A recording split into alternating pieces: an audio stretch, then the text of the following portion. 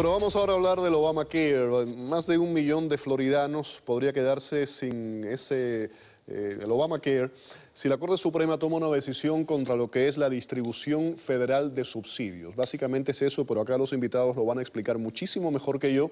Y vamos a entrar un poco en la discusión de qué se puede hacer y por qué es que está ocurriendo esto. Tengo a Iván Jiménez. Iván es economista, asesor financiero. Muchísimas gracias, Iván, por estar nuevamente aquí en el programa. Y Gustavo Marín, analista político demócrata, que también viene a hablarnos del tema, a ilustrarlos a ustedes, a informarlos básicamente. A ver, Iván, desde el punto de vista económico, ¿cómo es el tema del subsidio federal? ¿Qué es lo que ocurre con los estados? ¿Cómo es esto?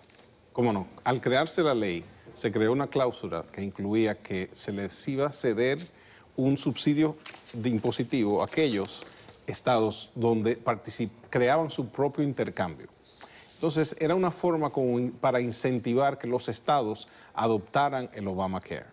Y la ley fue implementada de una manera muy... ¿Se crea específicamente para eso? Entonces, la administración interpretó que eso se podía extender a todos los ciudadanos.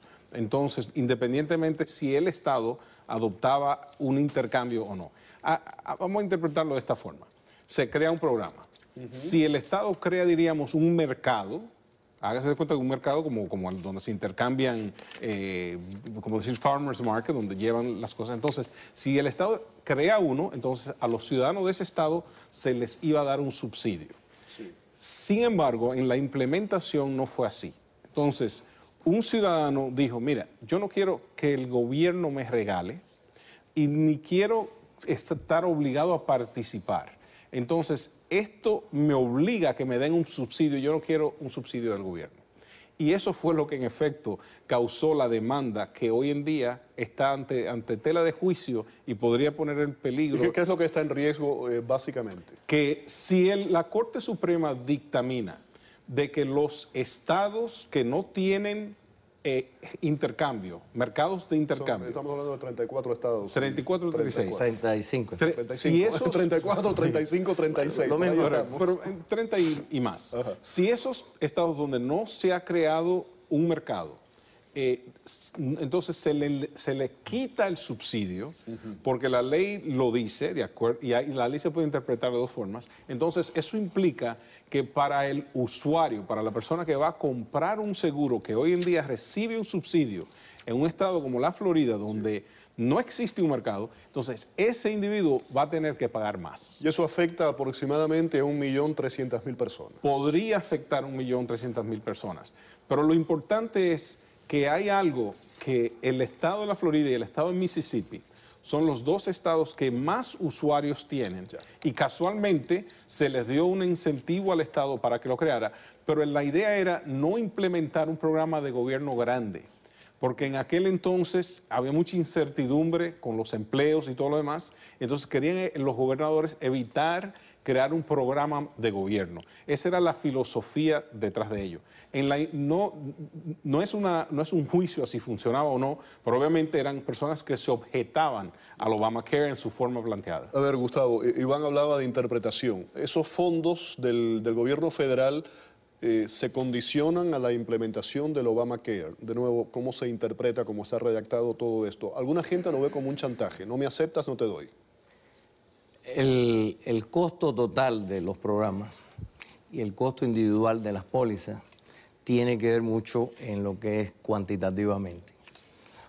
Parte de la idea es que para tener los números que pudieran abaratar el producto o por lo menos hacerlo más asequible, tú tenías que dar ciertos incentivos.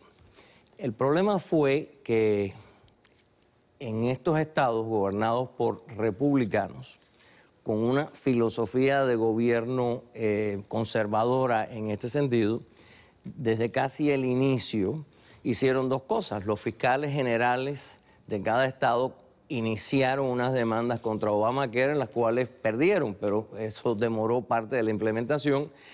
Y muchas de las legislaturas, bien filosóficamente o bien porque se oponían al gobierno federal en ese sentido, no implementaron lo que son los mercados de seguros.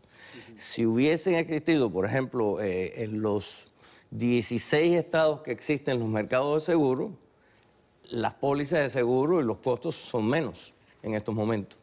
En donde no existen los estados, o sea, el tipo de incentivo en este sentido, porque muchos lo que no les dio la gana de hacerlo. O sea, esto es parte de una especie de confrontación contra el gobierno federal que... Es un tema político, de nuevo, lo que siempre hemos hablado. Esto se ha convertido en un tema político más allá de un tema social o de bienestar de salud. No hubo la intención. Mira, yo creo que Obama, la reforma del cuidado de salud, tiene su necesidad y tiene muchas cosas que tienen que ser reformadas y volver a hacerlas y algunas quitadas. Pero lo que va a venir ahora en este sentido es que si 35 estados de pronto no tienen plan de salud y no tienen subsidio, pues lo que esos propios estados y esos gobiernos republicanos inicialmente estaban tratando de evitar, ahora se les pone al revés el problema. Porque yo creo que hay unas expectativas hoy en día en la población, entre los que no tienen en este sentido, que yo creo que, o sea, en Estados Unidos todavía estamos en la idea de que el cuidado de salud no es un derecho humano. ¿Okay? A ver, Iván, tengo que ir a una pausa, pero vamos a dejar esto, te voy a hacer esa pregunta, la vamos a dejar en el aire. Escuchábamos a Gustavo, vemos el tema de los estados, cómo está funcionando, gobierno federal, el estado de la Florida. Hablabas Mississippi y la Florida son los que más tienen, ¿no? Los estados donde más suscritos con subsidios. O sea, serían los más afectados. Serían los más afectados. La pregunta es, una persona de bajos recursos hoy día que tiene el Obamacare, en estos momentos se cierra la llave, dicen no se va a dar ese subsidio, ¿cómo lo afecta y qué opciones tiene? Vamos a la pausa y regresamos con la respuesta.